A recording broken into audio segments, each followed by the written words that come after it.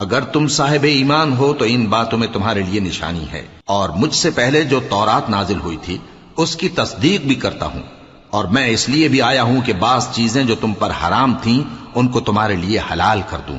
اور میں تو تمہارے پروردگار کی طرف سے نشانی لے کر آیا ہوں، تو اللہ سے ڈرو اور میرا کہا مانو۔ کچھ شک نہیں کہ اللہ ہی میرا اور تمہارا پروردگار ہے، تو اسی کی عبادت کرو،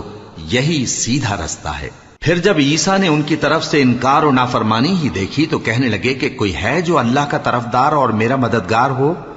حواری بولے کہ ہم اللہ کے طرفدار اور آپ کے مددگار ہیں،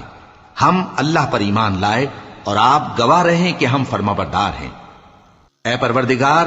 جو کتاب تو نے نازل فرمائی ہے ہم اس پر ایمان لے آئے اور تیرے پیغمبر کے متبع ہو چکے،